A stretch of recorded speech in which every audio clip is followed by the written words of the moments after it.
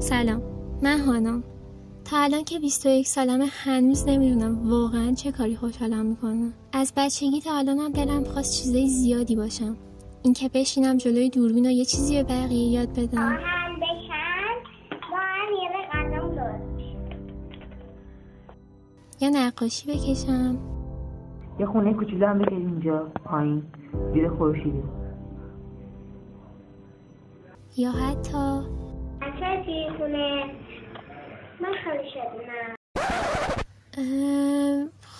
خاله شادونه رو که فکر نکنم، ولی بگذاریم. در هر صورت همش داشتم همه جا رو دنبال اون چیزی میگشتم که واقعا خوشحالم بکنم، که فهمیدم یکی از این تپه‌هایی که هیچ وقت تو زندگیم دنبال درست کردنش نرفتم داشتن یک کسب و کار کوچولو برای خودمه. کل تابستون رو داشتم توی این دفترم که هر کس که OCD داشته باشه ببینتش قطعا خودشو میکشه، ایده هامو مینوشتم یا توی پینترست میچرخیدم و سعی میکردم یه چیزی که میتونم خوب اجراش کنم و پیدا کنم.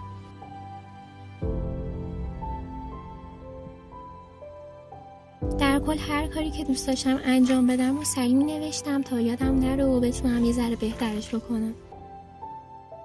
این وسط حتی به این که تو بسته مشتریام چه متنی میخوام بذارم من فکر کرده بودم. اولین مرحله برای من این بود که یاد بگیرم خودم فایلمو برای چاپخونه درست بکنم و ارسالش بکنم، که زیاد یاد گرفتنش کار خاصی نداشت، وقت زیادی هم نگرفت و تونستم یه تعدادی از هر کدومو آماده کنم و برای تست بفرستم برای چاپخونه.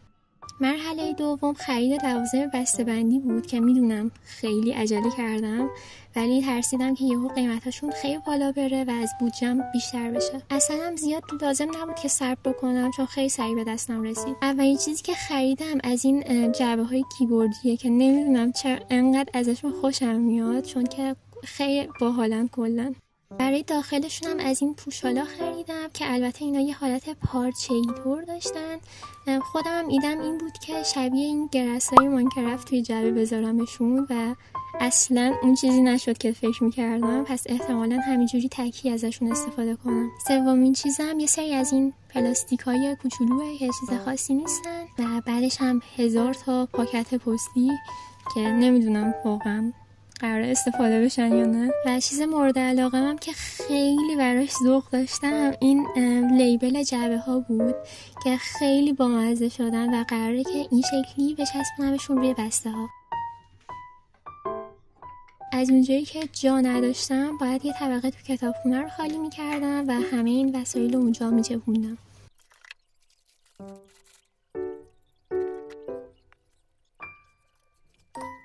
حالا اصلی ترین چیزی که منتظرش بودم این پلکسیایی بود که سفارش داده بودم که برای واقعی خیلی طول کشیدن به دستم برسن. حدوداً 1 ماه منتظر چاپشون بودم و چون که اینا برای تست بودنم اونقدر واجب نبود که به جای دیگه هم بسپرم.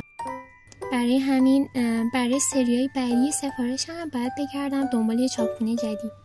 و بالاخره بعد 1 ماه بسته من رسید، اما ناقص اون طرح کلنگا برام ارسال نشده بود، ولی همینم خیلی باحال شدن و خودم فکر نمی‌کردم انقدر کیفیتشون خوب بشه و واقعا خوشحالم.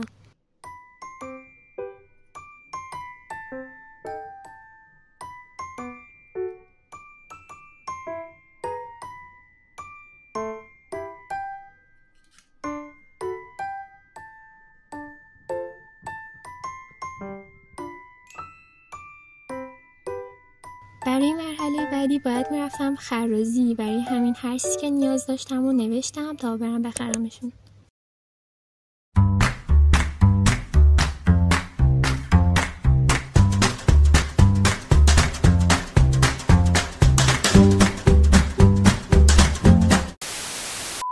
بچه‌ها موقعی که رفتم بیرون فکر میکردم خیلی راحت که ویدیو بگیرم، در حالی که اصلا نتونستم گوشیمو در بیارم و خیلی خجالت کشیدم، ولی خریدم و کردم. میدونی؟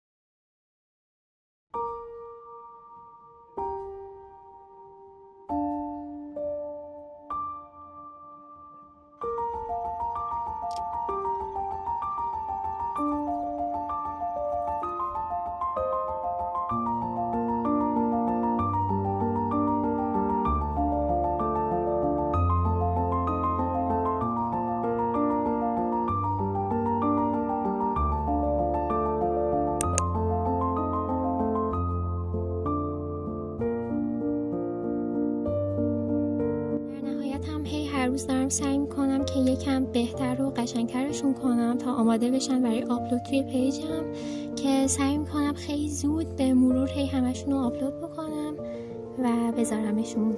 خیلی ممنون ازت که تا اینجای ویدیو رو نگاه کردی و خداحافظ.